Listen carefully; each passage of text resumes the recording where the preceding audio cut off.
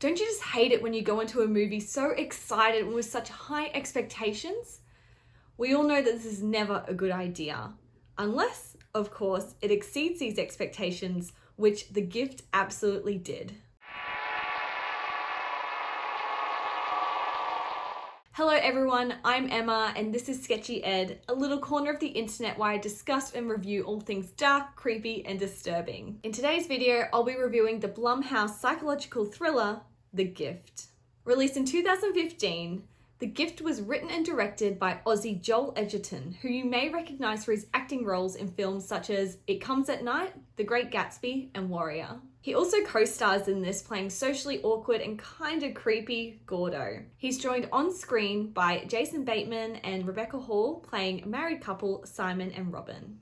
The Gift is one of those films best experienced going in completely blind, and as such requires a careful synopsis. When married couple Simon and Robin run into Gordo, an acquaintance from Simon's high school days, their life is turned upside down when Gordo starts turning up unannounced at their home bearing gifts. Now, that may seem pretty vague, but believe me, this is one that you don't want to have spoiled for you. And if you haven't seen it already, please try and avoid the trailer. I watched the trailer after seeing this, and I just feel like it gives way too much away, so just a warning.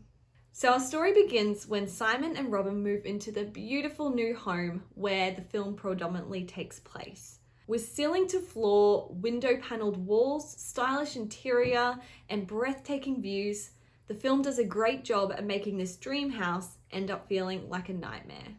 Intelligent, dark, and intense, The Gift succeeds in creating an absolutely tense atmosphere, with some scenes feeling uncomfortable to watch as an audience member. Something that really stood out to me was the cinematography, editing, and score. The cinematography and editing gave the film a dark, moody, and sophisticated feel. There were many shots throughout that were really quite gorgeous. An example that comes to mind is a scene when Robin is in the shower with her back facing the shower door, and she turns to look over her shoulder and then she wipes the fog screen with her hand. It was artistic, it was aesthetically pleasing, and this film is rife with these moments. The music was reserved and dramatic and really helped build the tension in this film. Consisting of mainly piano and strings, the musical score was used sparingly and purposefully, with many of the intense scenes being void of music altogether to put the audience in the characters' shoes. Another highlight of the film were the performances by the main and supporting cast. Joel Edgerton's portrayal of Gordo was very convincing and definitely got under my skin at times. I've pretty much loved all his performances in all the movies I've seen him in, and this one was no exception. I also thought it was super impressive that he wrote and directed this on top of co-starring in it, so big props to him, and of course big love to this Aussie export. Jason Bateman and Rebecca Hall were also amazing in their roles.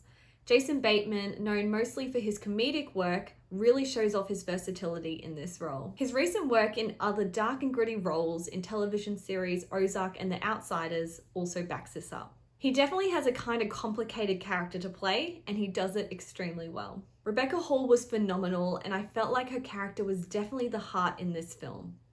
I felt like I could resonate with her character, her empathetic nature in particular.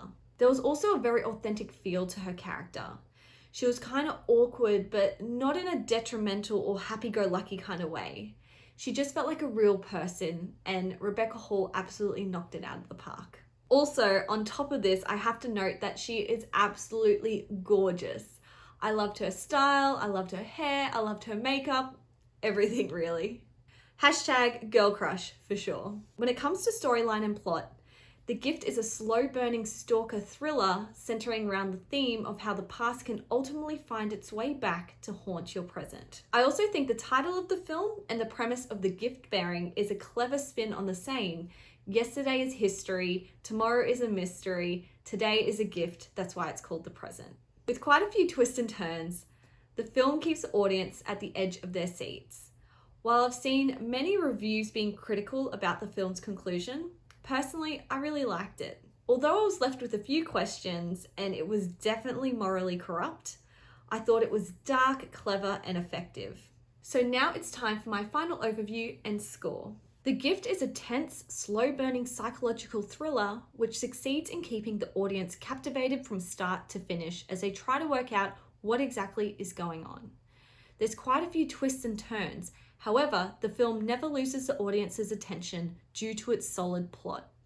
With brilliant performances and a strong, complex storyline, this is one of those films that you'll want to rewatch and recommend to others. I give this a score of 8 out of 10. What a great movie! I can't believe it took me this long to see it. This was also Joel Edgerton's directorial debut, which is just super impressive. I'm so glad I came across this movie after seeing Emma from Spooky Astronauts recommend it in one of her videos. You could say that her recommendation was a real gift. That was bad. I need to stop. So what did you guys think of The Gift? Let me know in the comments below. Did you enjoy it as much as I did? Did you hate it? Love to hear it. If you like this video, give it a thumbs up. Anyway, I'll see you next week. Thanks for watching.